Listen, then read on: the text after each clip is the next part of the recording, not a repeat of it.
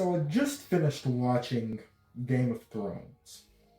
Well, no, I didn't finish watching it. I'm watching Game of Thrones. I'm finally actually getting through it. In the past, all the incest and stuff has just kept me from actually being able to make it through the show. But I'm finally here. I'm finally enjoying it. I finally see the good qualities that everybody talked about it.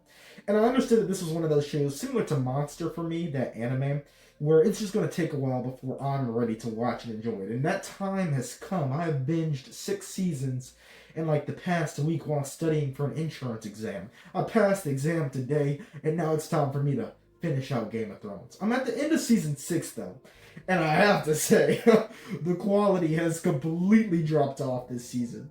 So I'm not going to talk about any of the positives. You know what the positives are. Game of Thrones is a great show. It's still a pretty good show. It's an okay show. Season 6 is okay. It is not great by any means. There are so many plot holes. There are so many complete 180s of characters. And there are so many abandoned plot lines that just make no sense and have drastically decreased my viewing pleasure. I'd love to have just, turned my brain off and enjoyed the show, but I can't do that. I've never been able to do it before, and I won't do it now. So let me bring up the elephant in the room. The worst thing about this season so far. The worst thing about the show so far. And that is the Starks. The Starks have plot armor in a show where it's very, very evident nobody else has plot armor. And the reason this is special, right? The reason this is special is because it's so many of them in so many different places of the world that are immortal. And it's the main characters that have been immortal throughout the show. And even if they end up dying in season 8, which I'm sure, some of them are going to die, they still have had plot armor throughout the whole show while nobody else has. And the fact that nobody else has plot armor, everybody else has the ability to die when it's time to die, is what especially makes it so evident and so annoying that these people still have the amount of plot armor that they have. So spoiler alert, you should have watched Game of Thrones by now. It's very unlikely that you're watching this if you haven't watched it. If you are looking forward to watching it, please click off the video. Go watch it. Your time will come when you're ready to watch Game of Thrones, and you can enjoy it then. But let's get into some spoiler stuff. Jon Snow's death, which we all knew wasn't a death. Jon Snow to me has had the most boring character arc out of anyone else. Think about it, okay? Think about it objectively. Think about it objectively with me here. He went to the Night's Watch. He left the Night's Watch. He met an interesting girl who was an interesting character with a lot of quirks. And then he went back to the Night's Watch. And now he's defending the Night's Watch and his original home, which he's a bastard from. Jon Snow has done nothing. And throughout this process, he's died and come back to life. And there's nothing that he's done that has been a particularly stellar militant strategy. He lost against Ramsay. He should have lost against Ramsay. And the only thing that saved him was another plot contrivance and a perfect piece of plot armor dropping out of the sky by the other Stark who has perfect plot armor. So if you don't get it by now, I don't like the Starks. These people are the main characters of the show, but because they're all immortal around the world, it's like having gods in different parts of the world, and we're just watching them, but they don't actually have the power of gods. They're always threatened, they're always scared, they can't do anything, but magically somehow they always get power, or they always get exactly what they need, and they get to avoid situations that would have killed anybody else. Arya Stark going to the place of many faces or whatever, the many-faced god, and then betraying them, not doing her job, failing to do her job, getting stabbed and thrown into a pit of sewage water, and somehow surviving, and getting another family slain, and her just becoming this immortal superwoman. I mean, she's immortal, just like her brother Snow, Jon Snow. Oh, okay, so Ramsay Bolton is my favorite character. I like villains. Not sorry. The way that Ramsay lost in this season was so dumb. So dumb. It is just plot armor. They magically come at exactly the right time.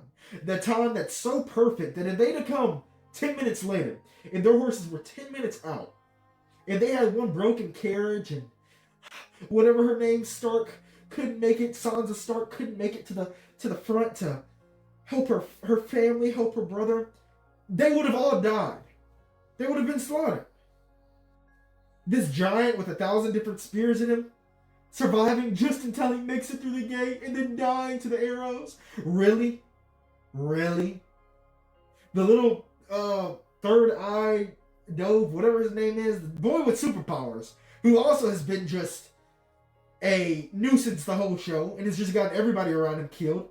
He's annoying. And the people related to Stark, the people related to Jon Snow, the fat boy, who went to his house and stole his dad's sword and left. Like, he can't fight. He's sorry. It was a very rough time to be living in. Obviously, the most important things were how good you could hit that, and the amount of money that you made through pillaging people, and how good of a warrior you were or a hunter. Things that are still valuable today, but in different ways. So he wasn't to be respected. And he did bring some female who is a wildling into his father's home. It was disrespectful. Imagine bringing a prostitute to your mom and sitting down to eat food. Where'd you meet her at? Oh, Figueroa, or whatever that place is in California, Los Angeles.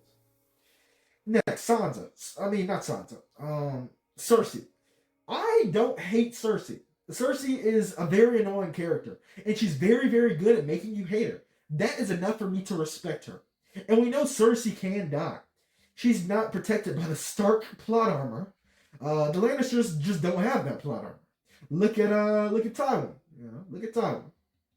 Next, Tyrion. Oh, Tyrion and the Mother of Dragons.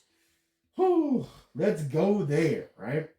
And in fact, before I get to them, let's talk about some stuff I like. The Hound. His storyline is great. The Mountain. His storyline is great. Ramsay Snow. Ramsay Bolton. His storyline was great. I love that actor too. I watched him in a show called Misfits. If you haven't watched that show, go watch it. It is a great show. Super underrated show. It fell apart in later seasons like Game of Thrones, but great show while it lasted. These people are great characters. They have interesting arcs. Brienne of Tarth, tired of her.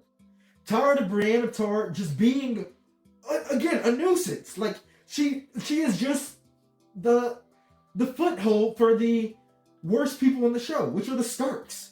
I mean, think about the show without the Starks, without the immortal people who just walk from land to land. And of course, some of the Starks died, but those are Starks we knew were going to die. Those are Starks who barely got any screen time. Those are Starks who died so they could be talked about or used for further plot fuel for the main characters. Jon, Arya, and Sansa, the most annoying and boring people to have on the screen.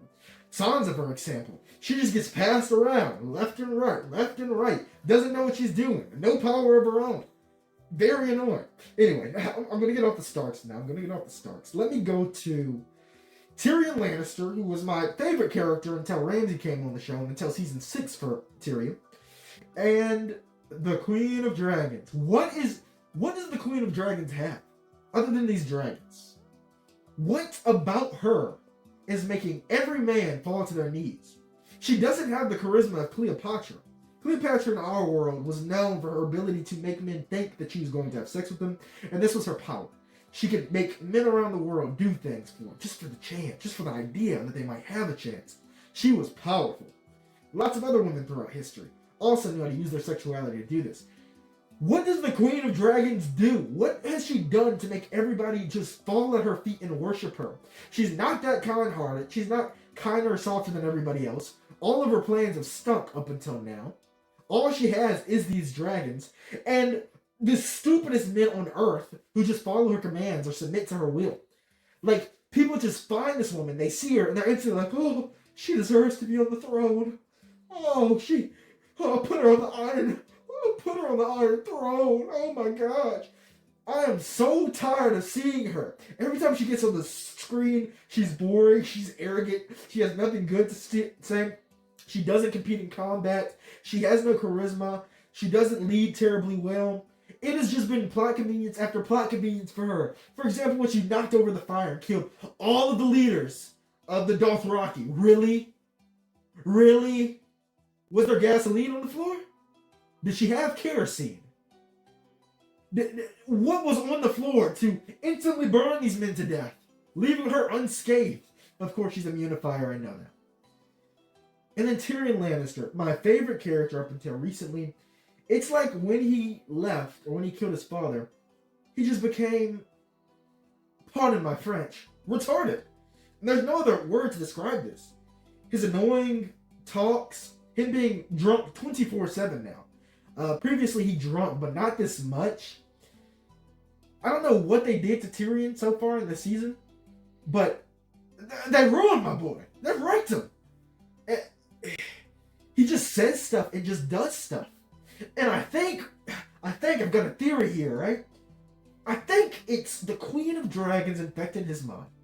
Because he is now acting just as dumb as her when it comes to certain militant plans and certain ideas. He's acting like he can't run a military. He's acting like he doesn't know what soldiers are.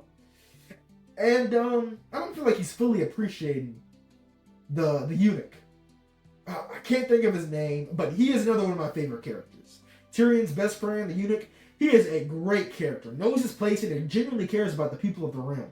He cares about the global politics that affect everyday common people's lives. And he is genuinely a great character and a great leader from the background. He has been interesting the whole show, and his character hasn't changed or switched up.